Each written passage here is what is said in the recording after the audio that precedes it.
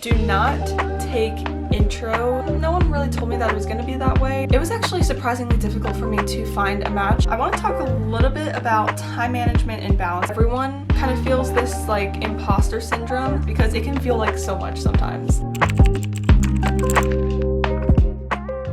Hey guys, welcome back to my channel. If you're new here, I'm Brianna, and today, as you can probably tell, I am doing a fun little sit down video. So I think it's nice to give you guys a look into my life as a pre-med student here at Princeton University. This is like your one-stop place for all things pre-med at Princeton, what it's actually like, the things that people don't tell you about, because I know when I was applying here, I was always wondering, like, what are the classes actually like, and what is the research experience actually like? How do people make time for all this stuff? A little bit about me. I basically went into Princeton pretty much knowing that I wanted to do pre-med. But yeah, basically I am a sophomore here at Princeton studying ecology and evolutionary biology on the pre-med track with prospective minors in cognitive science and global health policy. So I know that's a huge mouthful. We're gonna start off by just generally talking about the lab science courses here at Princeton. Basically that means that there's going to be a 3-hour lab session, usually once a week, for chemistry or biology courses.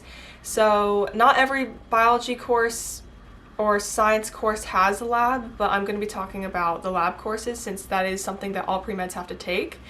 Princeton has a specific set of classes that you're required to take as a pre-med. Obviously, these are going to be probably more rigorous courses compared to a lot of the other courses here at Princeton because they are geared towards, like, you know, organic chemistry, physics, biochemistry, all the stuff that pre-meds need to prepare them for medical school. So my freshman year, I didn't really know what to take. I started off with this intro to molecular biology course, and mind you, do not take intro as, oh, this is going to be an easy class, because I initially thought that, but no. My experience here at Princeton has been on a completely different level than my experience in high school, and no one really told me that it was going to be that way. I always thought it was going to be a little bit more rigorous because it's Princeton, obviously, but like you actually have to put in a lot of effort to get even like an A. Completely honestly, most Princeton classes here still, even though they don't say they have grade deflation, they still try to limit giving out A's to about like the top 20% of the class, give or take.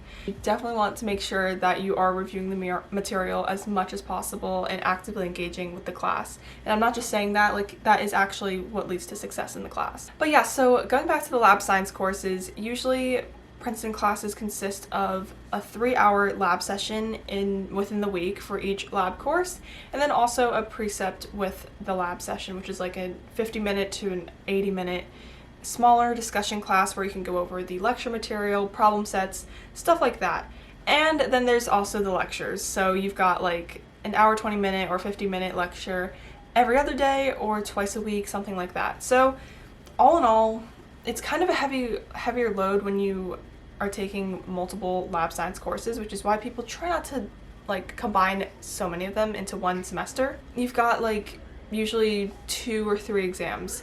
Organic chemistry is an exception. They have more exams, which I actually am a bigger fan of. But if you're used to in high school having like 10 exams for a year-long course, it's significantly shorter, and especially since Princeton only has 12 weeks in a semester, you've definitely got to be on top of your study strategies and not mess up, because you don't really have any room to mess up.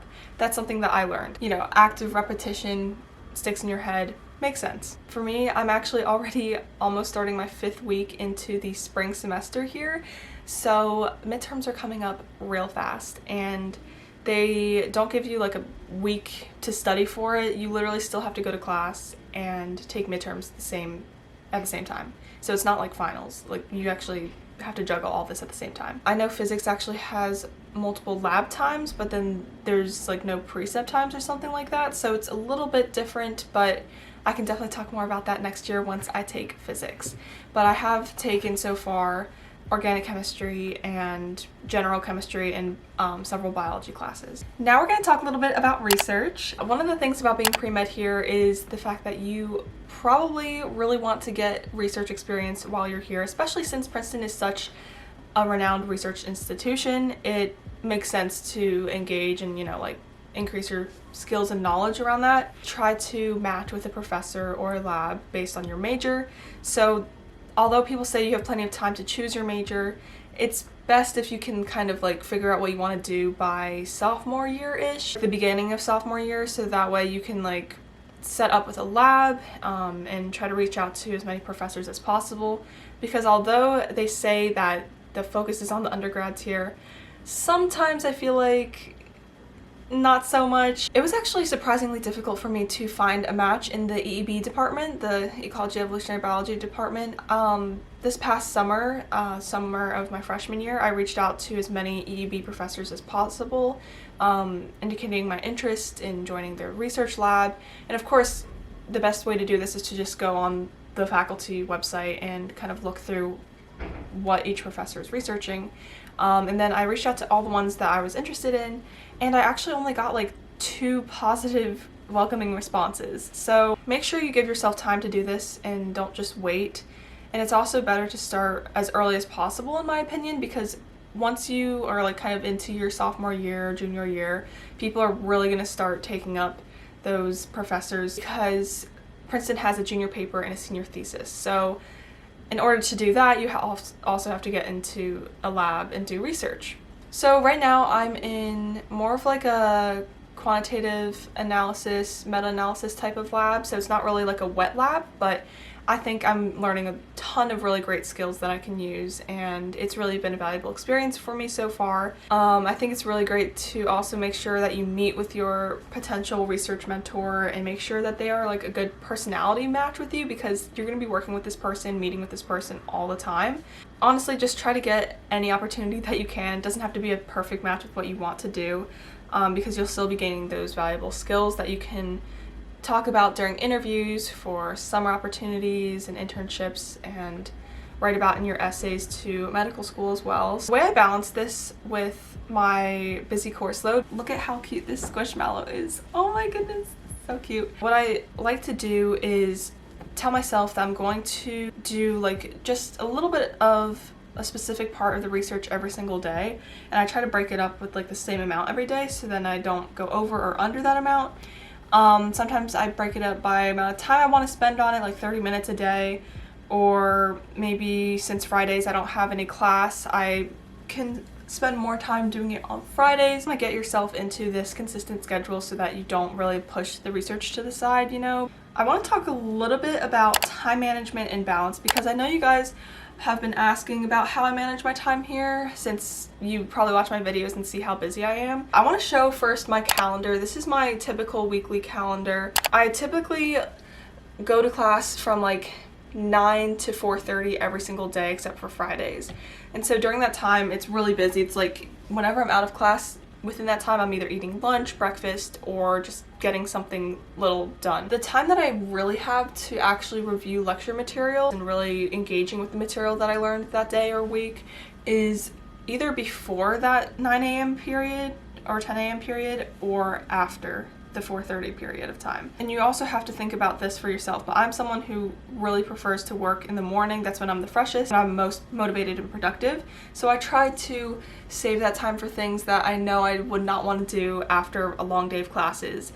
And so that's a really important time management skill. You really have to like learn that about yourself, and I feel like that's something I did throughout my high school years for sure. Make sure that you prioritize sleep. That is something that I have done literally since forever. Like, I never was someone who would stay up until 3 a.m. or pull an all-nighter. I've never pulled an all-nighter, don't plan to, fingers crossed.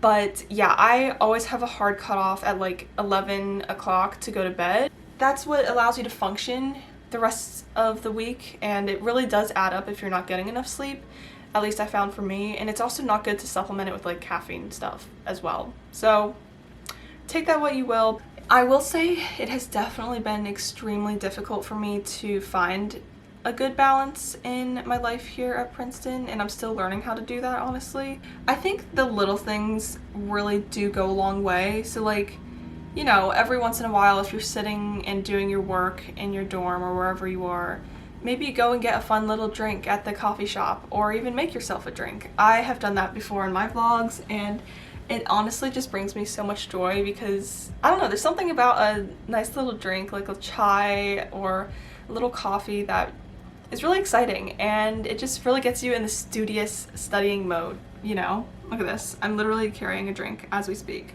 And then to go along with that, I think music also adds a little bit of fun as well. I love going on Spotify and just looking up like instrumental study music. And then also I just love getting meals with friends a lot. I think that's something that is really important to do, especially if you have a really busy day, just kind of unwinding, having a meal, even to start the day. Like, I love getting breakfast with my friends as well. Also, I think it's important to listen to yourself, and like if you really feel like you need a break, just take the break. Like, you're probably not going to regret it. And now I'm going to talk a little bit about study strategies, just a little bit as a pre-med, because I feel like it would be cruel not to talk about some study strategies that I have. I actually kind of already have talked about it though, but some of the best things that I love to do are practice problems for organic chemistry specifically, and just chem classes in general. Also for physics, because I did take physics in high school, but I haven't taken it here yet. I'm assuming it's the same though. You definitely just want to be doing practice problems every single day.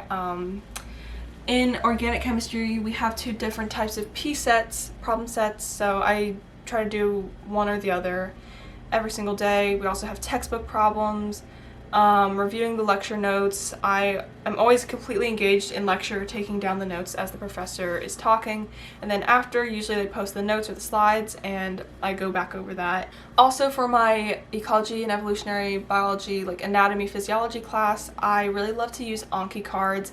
I actually just got introduced to them this year, and I really do enjoy them. I make my own, so I kind of take my lecture notes and put them into the cards, and then I will just review, I don't know, like 30 to 50 cards every single day. It definitely tests your active recall, and it's not just like reviewing your notes where you have the answer right there, like you actually have to think about it, which is really nice. So just getting into the nitty-gritty, I recommend those two strategies the most. And again, it's just like repetitive practice. And now, as we almost wrap up this video, I want to talk a little bit just about being pre-med here at Princeton in general and what it feels like. I think everyone kind of feels this like imposter syndrome, that you feel like you're not doing enough and that everyone is doing more than you and is more successful than you, just better than you at getting good grades or whatever it is.